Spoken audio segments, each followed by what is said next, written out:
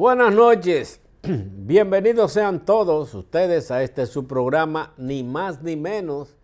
Arturo Méndez Zarzuela comenta hoy, es importante que ustedes sepan que este programa lo reproducimos a través de, nuestros canales de Facebook, ni más ni menos, además del canal de Facebook NJ Productora 2023. Pero si usted no puede verlo hoy y desea ver el contenido o alguien le dijo que se refirió a algún tema que a usted le interesa, usted puede a través de nuestro canal de YouTube, ni más ni menos. Ahí usted pone ni más ni menos el programa, la fecha del programa que le interesa ver, y ahí usted lo verá sin edición y sin comerciales. Es importante que ustedes sepan que nuestro compromiso es con la objetividad, lo que indica que tenemos un compromiso social a través de la comunicación y de la producción de este programa. Miren, el Fondo Monetario Internacional, como ustedes saben, siempre le damos seguimiento a los asuntos económicos, que son los que determinan la pauta del comportamiento social y político de los países. En este caso, el que nos importa es la República Dominicana. Es importante que sepamos que el Fondo Monetario Internacional y el Banco Mundial, organismos estos que existen en función de un convenio que se realizó en 1944 a través de, o a raíz, o después de la Segunda Guerra Mundial, y Estados Unidos concitó el apoyo de 44 o 45 países más, que fueron prácticamente los aliados que combatieron contra Alemania, contra Hitler, y lograron derrotar al Führer en la Segunda Guerra Mundial. Se reunieron en Bretton Woods. Es una comunidad del estado de New Hampshire en Estados Unidos. Allí se conformó lo que sería el Fondo Monetario Internacional y el Banco Mundial, organismos estos de la Organización de las Naciones Unidas, con el objeto, el Fondo Monetario Internacional, de mantener un monitoreo constante sobre el comportamiento de la moneda como forma de mantener estabilidad financiera. Recordemos que la estabilidad de la moneda incide en el control de los precios, y estos a su vez determinan estabilidad financiera. Y el Banco Mundial, prácticamente hermano siamés del Fondo Monetario Internacional, se fundó con el objeto de financiar a aquellas naciones que necesitaran apoyo económico para desarrollar sus actividades, porque prácticamente había habido un marasmo, una paralización de la economía mundial en la Segunda Guerra Mundial, y otras naciones que prácticamente quedaron destruidas por los efectos de esta guerra. Estos dos organismos son determinantes para el comportamiento de la economía del mundo. Y digo del mundo, aunque hay ciudades o estados que no tienen que no se llevan definitivamente de la determinación de ninguna de estas instituciones, y prácticamente no lo necesitan. Pero se reúnen anualmente y producen información a través de los recaudos de informaciones financieras, del monitoreo que realizan. Por ejemplo, el Fondo Monetario Internacional prevé los crecimientos de las economías del mundo. Y la economía de América Latina y el Caribe crecerá un 1,6% este año. Un 0,2% porcentuales menos que lo anticipado en enero, en un contexto de mercado de inflación subyacente, un mercado de lo anticipado en enero, en un contexto marcado por una inflación subyacente obstinada, dice el Fondo Monetario Internacional. ¿Qué significa eso? ¿Qué es lo que es la inflación subyacente? La inflación subyacente es la que mide todos los aspectos que producen inflación en la economía, menos los alimentos y los productos energéticos de la energía. Indicó el Fondo Monetario Internacional que previó un crecimiento regional de un 2,2%. La inflación seguirá siendo alta en 2023, en torno al 7% a nivel mundial, pero la que más preocupa al organismo financiero es la inflación subyacente, aquella que excluye alimentos más volátiles como los alimentos y la energía. La inflación más importante para los países como los nuestros, que tienen por lo menos la tercera parte de la población vulnerable. Entiéndase, 3 quintiles de los 5 que componen la población. Los quintiles son las facciones en que los economistas miden las capas sociales. El primer quintil es el más pobre, el segundo, y así sucesivamente hasta el quinto quintil, que es el de mayor poder adquisitivo. Las sociedades como las nuestras le impacta gravemente el costo de la vida. Y el costo de la vida, tiene que ver necesariamente con la canasta familiar. En nuestro país, la canasta familiar es el arroz, la habichuela, el plátano, el huevo, el salami, el pollo, porque la carne de cerdo y la carne de res, para los quintiles más empobrecidos de la población, está inalcanzable. Usted va a un supermercado, donde quiera que vaya, una carne libra de carne de cerdo de res vale alrededor de 200 o más, dependiendo del corte que usted elija. A ver, si usted va a buscar hueso para hacer sopa, eso es otra cosa. Pero, penosa y lamentablemente, los pronósticos que el Fondo Monetario Internacional establece con este informe no son los más halagüeños, sobre todo para sociedades como las nuestras. Y continúa el informe. Sus previsiones, que completará con otro informe con detalles sobre la región, llegan pocos días después de que el Banco Mundial estimara que el PIB, el Producto Interno Bruto Regional, crecerá un 1,4% en 2023 y un 2,4% en el 2024. Demasiado poco para lograr progresos significativos en la reducción de la pobreza, dice el informe. Este informe es lapidario, lamentablemente, para sociedades como las nuestras, que dependen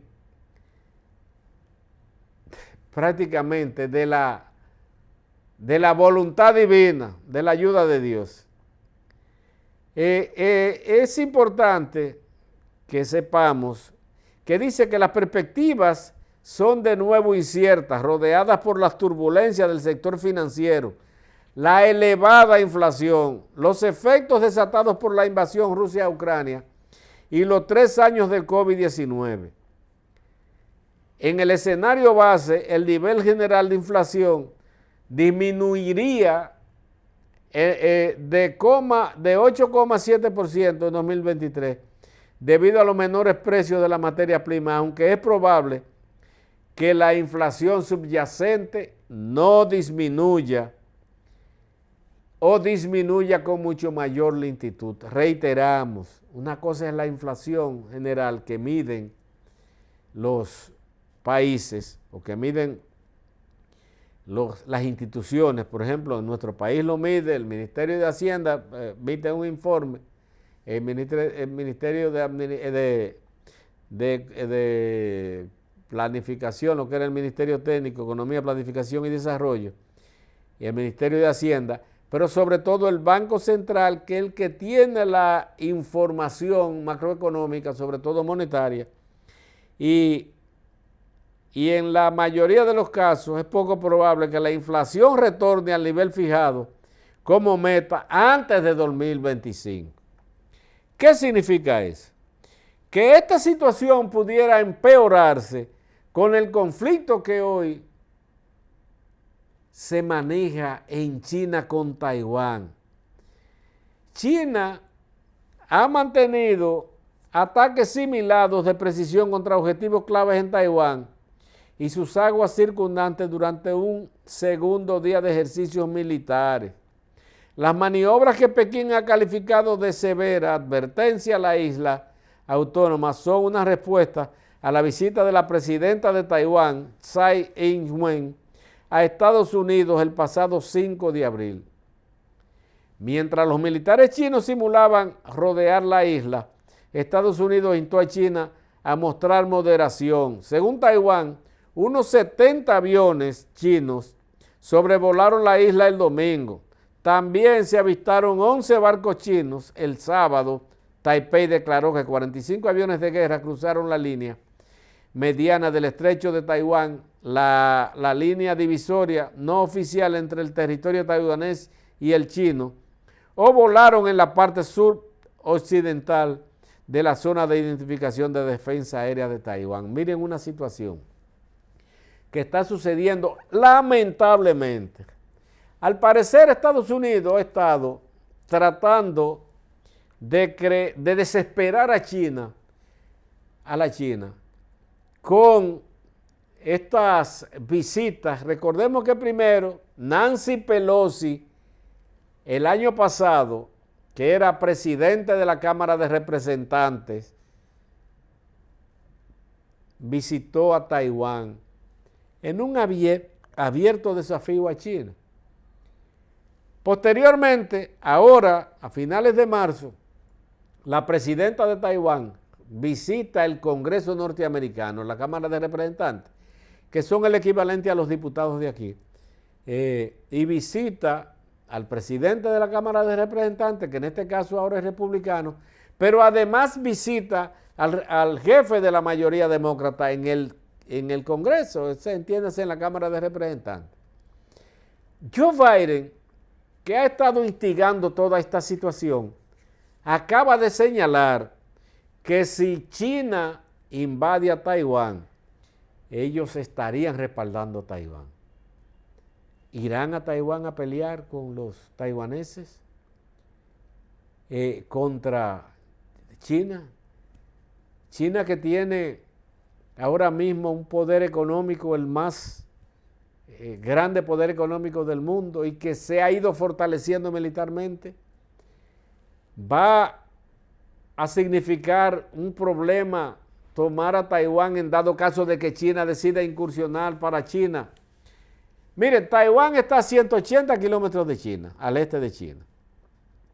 Taiwán, al censo 2020, tenía 23 millones y medio de habitantes. ¿Saben cuántos millones de habitantes tiene China? 1.600 millones de habitantes. Pero China tiene 14 millones de kilómetros cuadrados y Taiwán tiene 36.000 kilómetros cuadrados. Más pequeña que la República Dominicana es Taiwán. Pero Taiwán es una provincia rebelde, como dicen los chinos, y es una isla muy rica, sobre todo porque es una isla que desarrolló tecnologías y a través de ella ha logrado grandes e importantes avances económicos. ¿Por qué China, entiendo yo, está preocupada? Bueno, porque es un desafío que no debemos obviar, que Estados Unidos se opone a que todo el mundo rompa relaciones con Taiwán, pero ellos las rompieron en 1974, siendo Richard Nixon presidente. La mayoría de los que pudieran ver no habían nacido en 1974 o no tuvieran uso de razón. Cuando China rompió relaciones con Taiwán para poder tener relaciones con China, porque el mercado chino es interesante. son 1.600 millones de consumidores que tienen los chinos. Pero los chinos, además de consumidores, se han convertido en productores prácticamente en la factoría del mundo, China hoy. Y eso preocupa al Estado norteamericano, que penosa y lamentablemente lo ha llevado a ser el principal competidor, no solamente el principal competidor, sino el que se prevé como principal imperio expansionista financiero. Los chinos no han desarrollado un armamentismo tal hasta que Xi Jinping ha logrado la presidencia de China, y ellos se han visto en la necesidad de fortalecer su poderío militar por este y otros riesgos que pudieran tener, porque además de Taiwán, Hong Kong, Japón representan amenazas, Corea del Sur, entienden los chinos que porque son aliados estadounidenses occidentales, entienden que pudieran presentar problemas de belicismo ante la fortaleza que tiene China. Vamos a esperar, pero todo este entorno realmente no satisface mucho a las aspiraciones de estabilidad macroeconómica, pero sobre todo de estabilidad social que pudiera presentarse en la República Dominicana.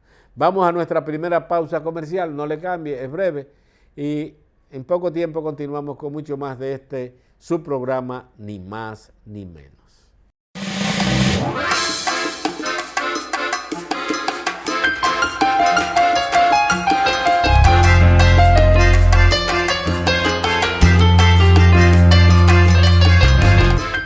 Gracias por mantener nuestra sintonía, ni más ni menos. Continuando con el entorno internacional que tiene repercusión en la República Dominicana, a nuestro país visitó ayer, a la República Dominicana, la subsecretaria del Departamento de Estado de Estados Unidos, Wendy Sherman, y tuvo, dice el país, importantes reuniones con sectores del gobierno dominicano. Yo no sé hasta qué punto pueden ser importantes reuniones de una señora, como diría un amigo mío, una maldita vieja que lo que viene es a imponernos una agenda a nosotros, que no estamos en disposición ni en disponibilidad de cumplir. El presidente Luis Abinader, dice Homero Figueroa, vocero del gobierno, ratificó ante la subsecretaria del Departamento de Estado de Estados Unidos, Wendy Sherman, que para la crisis sociopolítica que afecta a Haití no existe una solución en la República Dominicana y que la intervención internacional es primordial para la mejora de las condiciones de esa nación. En ese encuentro, que duró alrededor de 45 minutos, la problemática haitiana fue el principal tema a tratar, abordado por el mandatario y la funcionaria estadounidense. El presidente compartió con la funcionaria norteamericana su opinión de que los poderes del mundo que representan el imperio norteamericano son los que deben priorizar la necesidad de llevar mejoría a ese Estado haitiano. En un país en vía de desarrollo como la República Dominicana, lleno de problemas, no se le puede pedir que haga más por un país que, como el de Haití, no solamente tiene precariedades económicas, desestabilidad social y política, sino que lo necesita todo.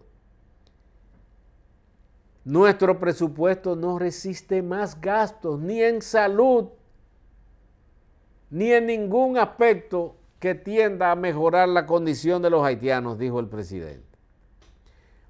Esta señora se reunió primero, y algo que llamó mucho la atención, con el ministro de Hacienda, que es un pro haitiano. Recordemos que este sujeto, o este señor, ministro de Hacienda, que debió ser destituido en el momento mismo que contradijo la voluntad del presidente de la República, que en ese momento hablaba de la necesidad de que otros se hagan cargo del Haití, y dijo este señor Pavel Isa Contreras, que nosotros éramos haitianofóbicos, que nosotros no queríamos saber de los negros en nuestro país, un país de negros y mulatos.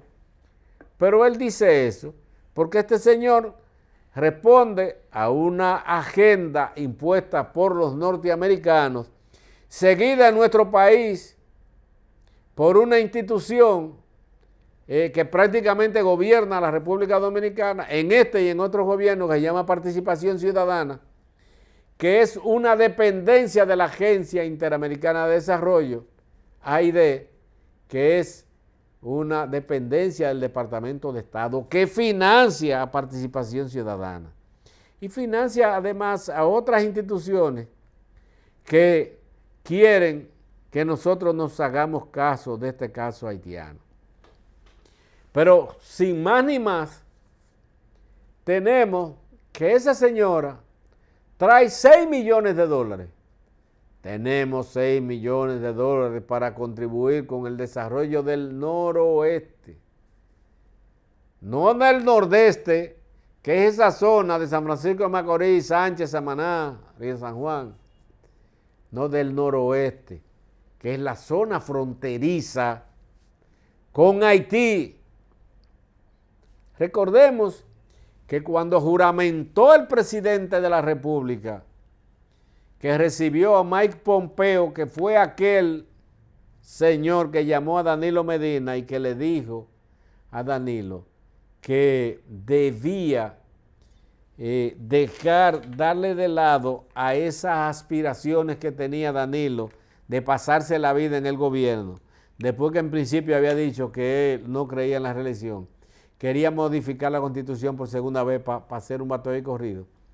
Y Mike Pompeo fue el que desarmó todo esto. Bueno, pues vino a la toma de posesión del presidente Luis Abinader y prácticamente al embajador haitiano lo recibieron en el baño.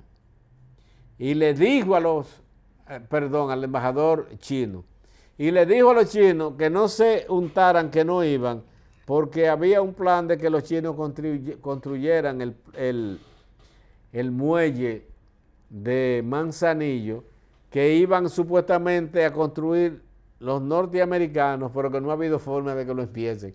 Porque ellos son buenísimos ofreciendo, como los políticos dominicanos.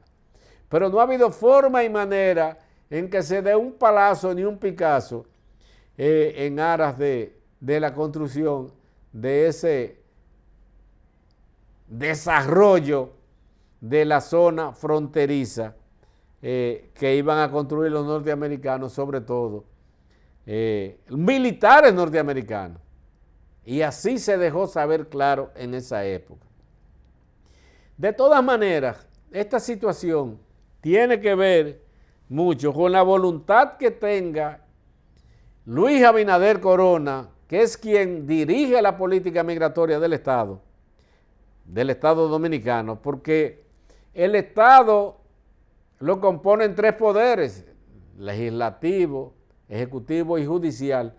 Pero como nosotros no tenemos un régimen parlamentario, el jefe del Estado es quien administra el gobierno y por ende el presidente Luis Abinader es el encargado del poder ejecutivo, pero además es el encargado del Estado, es el jefe de Estado en la República Dominicana y como tal es el que dirige la política migratoria. ¿Cómo define la política económica? Que se seguirá.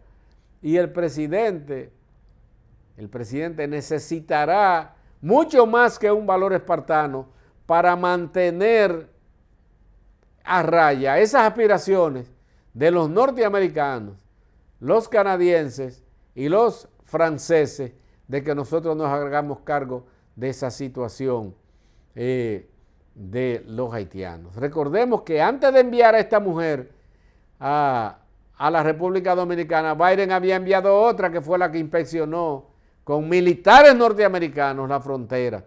Pero no solamente eso.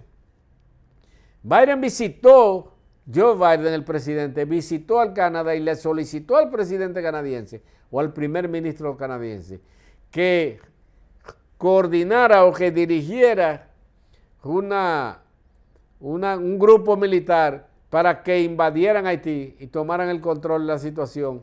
Y este señor, el canadiense, dijo que no, que él colaboraba económicamente, pero que no iba a encabezar una invasión a Haití.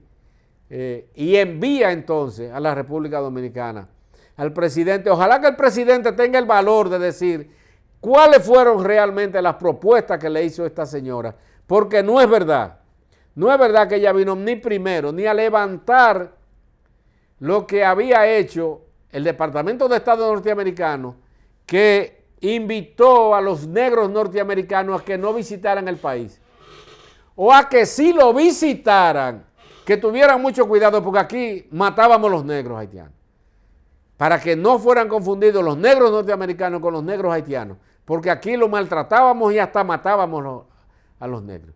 Y dice esta sujeta, y así mismo con el mayor desparpajo lo dice, que ella viene y va a enviar al Departamento de Estado una invitación para que se derogue esta solicitud que hizo, donde por lo menos 35,000 norteamericanos dejaron de visitar a la República Dominicana, solamente por este llamado del Departamento de Estado.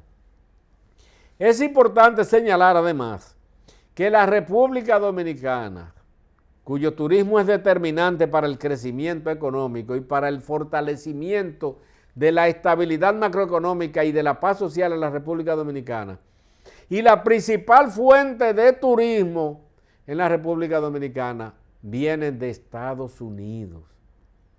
Y esta barbaridad que cometió el Departamento de Estado norteamericano en aras de chantajear a la República Dominicana para que cediéramos a esas presiones, hoy dicen que la levantan.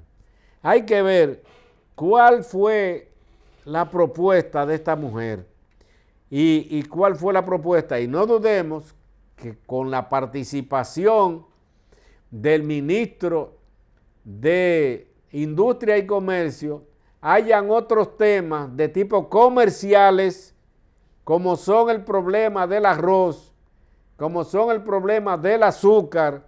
Recordemos que hay una cuota azucarera que fue limitada, sobre todo al Central Romana, porque supuestamente el Central Romana maltrataba a los haitianos que trabajaban ahí, en el Central Romana. Pues ellos no les preocupan los dominicanos, son los haitianos. Pero no van a ayudarlo a Haití. Vienen a jodernos a nosotros aquí. O sea que por ahí anda, y me imagino que el pro-haitiano, ministro de Hacienda, Pavel Issa Contreras, colaboraría con esa señora en todo lo que tiene que ver con que Estados Unidos venga a jodernos la paciencia con su política migratoria para que nosotros la apliquemos en el caso de los pobres haitianos. No somos anti-haitianos ni mucho menos, pero tampoco tenemos que cargar con ese problema que crearon sobre todo los norteamericanos, los canadienses y los franceses. En otra información, llama la atención el caso Chantal. Y llama el caso porque, caramba, cuántas barbaridades se han tejido en torno a todo esto. Y la forma y manera en que el Ministerio Público, que es lo que más preocupa de todo esto, desprotege a las familias dominicanas con la irracionalidad con que procura resolver los problemas en la República Dominicana. En un acto de barbarie prácticamente, el Ministerio Público dejó en manos del padre de la víctima, Chantal Jiménez, la decisión de perdonar a quien luego fue su victimario de una pena que debió cumplir, o por lo menos debió ver un juez, cuando intentó con un disparo, agredió con un disparo, lo que significa un intento de homicidio a su presunta víctima. Ahora resulta que la Procuraduría General de la República entrevistó al titular de Santo Domingo Oeste y a 2 fiscales adjuntas en torno al caso de Chantal Jiménez. Esta mujer fue asesinada porque todos sabemos que no hubo forma y manera de que se evitara esta situación, porque si usted ahora mismo intenta matarme a mí y yo te digo, no, está bien, vete, todo eso queda y sí, yo te perdono y tú ya te comprometes a no matarme. El problema que generó ese intento de homicidio subsiste, porque subsiste en la mente del agresor el que esa mujer me engañó. Anoche hablábamos aquí y Yuyi decía que prácticamente una estafa lo que estaban cometiendo las mujeres. Yo insisto en que nada justifica que una persona se crea dueño de otra, porque la esclavitud no existe en la República Dominicana. No existe. Ni siquiera el sistema feudal existe en la República Dominicana. Y eso, naturalmente, desarticula cualquier situación que coexista en función de que un hombre puede matar a una mujer porque ésta o no le corresponda o porque ésta ha abusado de sus sentimientos o de su patrimonio. Aparte de llamar la atención al Ministerio Público para que no siga permitiendo que situaciones como esta pasen por la apatía con que irrespetan la vida de las víctimas en estos casos, porque no es ni el primero ni el segundo, es decenas de muertes que hay por la inacción del Ministerio Público. Pero, señores, aquí hay que empezar a aconsejar a las mujeres que tienen que cambiar su comportamiento respecto a ciertas condiciones socioeconómicas. No es posible que estas cosas existan, porque usted tiene que medir una mujer que está buenísima, usted la ve, por ejemplo, mida las condiciones de la persona, no por su condición económica, independientemente de que usted anda buscando ascenso social o económico, pero mira la capacidad que pueda tener ese hombre para revertir las acciones que puedan contribuir con la pérdida de su vida. Y usted dice, bueno, todos los animales actúan de manera igual y todos los hombres son animales. Desde el punto de vista de la irracionalidad que acompaña a un hombre cuando le gusta una mujer que está buenísima y se emperra con ella prácticamente.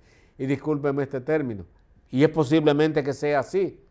Todo el mundo actúa igual. Ahora, todo el mundo no reacciona igual ante la negativa o el tumbe que le pueda dar una mujer o no. Todo el mundo no reacciona igual. Entonces, las mujeres que según un amigo mío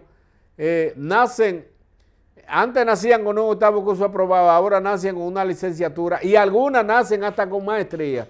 Tienen la capacidad para ver la capacidad emocional que tiene un hombre para convertirse en una bestia salvaje que ultime con su vida o no. Entonces midan esas consecuencias. El Ministerio de la Mujer, el Estado Dominicano, independientemente de que tienen que vivir asesorando a los hombres para que no se crean dueños de la vida de las mujeres, también vamos a aconsejar a las mujeres que no todo ascenso económico depende de un marido, de un chulo, de un novio. Hay condiciones que tienen que coexistir para que usted logre ascenso económico, social y sobre todo independencia. Y esto no le va a gustar a mucha gente, pero esa es nuestra realidad. Y en virtud de ella tenemos que actuar. Pero bueno, nosotros tenemos que irnos a nuestra segunda y última pausa comercial. Y cuando retornemos continuamos con muchísimo más del contenido que hemos preparado para usted en este su programa, Ni Más Ni Menos. No le cambie.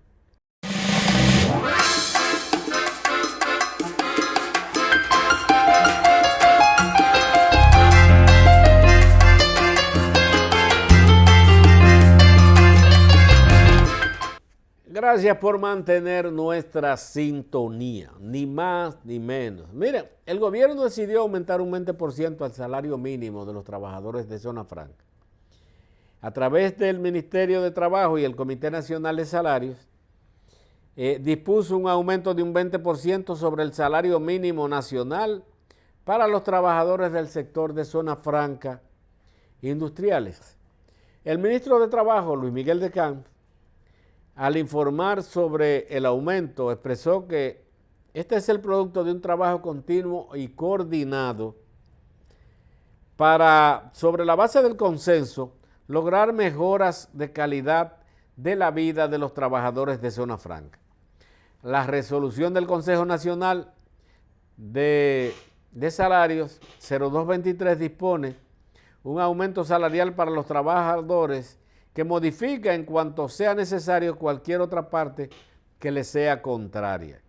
En virtud de las atribuciones que le confieren los artículos 452 y 464 del Código de Trabajo y su reglamento interior número 512 de fecha 10 de diciembre de 1997, el Consejo Nacional de Salario ordenó fijar el citado salario en 16,000 pesos en la primera partida y en 16,700 pesos en la segunda partida. Óigame bien, la mejoría lleva a los salarios, en el mejor de los casos, a 16,700 pesos. Con un costo de la vida como el que tenemos, ¿cuál es la implicación? ¿Cuál es el impacto que puede producir en la calidad de vida de estos trabajadores? Pero más aún, recientemente se dispuso de un aumento de un 15% para los empleados del sector privado, no sectorizados.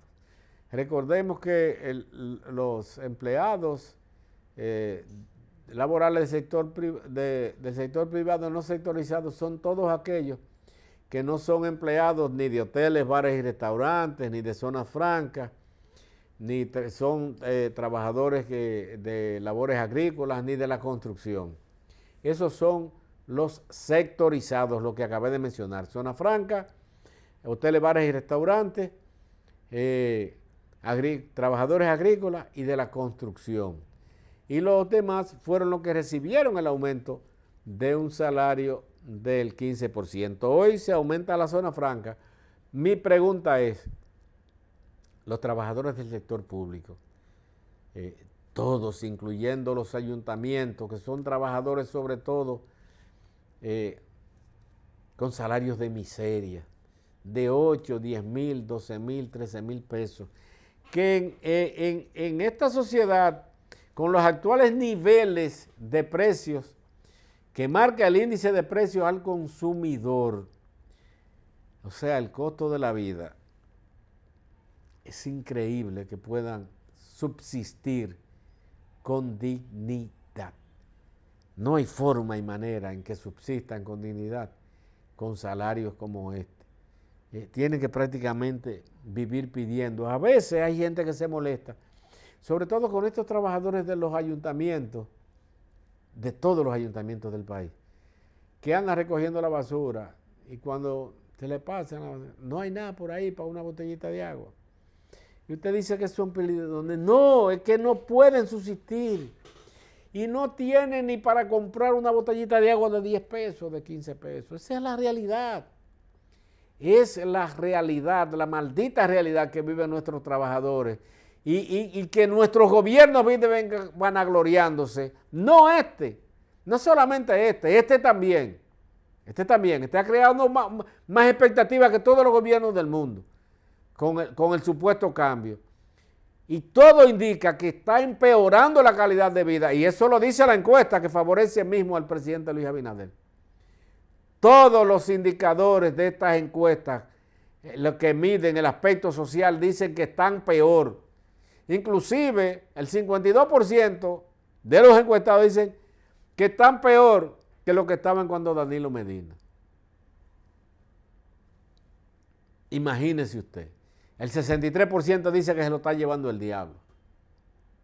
El 69% dice que la riqueza que produce el país, ese crecimiento del que se vanaglorian tanto nuestros gobernantes, dice que solamente va a los ricos. Eso fue la encuesta de Galo ahora, la que favoreció el gobierno. La que favoreció la candidatura del presidente Luis Abinader para la reelección. No así el gobierno. Al gobierno lo pone patas arriba y si fueran de verdad sensatos no estuvieran celebrando. Pero toda esta situación se da y no se da por este gobierno. Es el estado de situación que hay en la República Dominicana porque tenemos una estructura productiva que empobrece a la población. Esa es la realidad.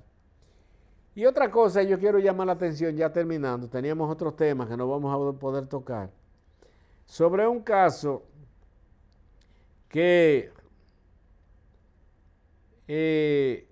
afecta a Yadira Morel. ¿Quién es Yadira Morel? Yadira Morel es una abogada migratoria que ha trascendido mucho por la forma y manera en que ella enfocaba los problemas. Ya no está asistiendo.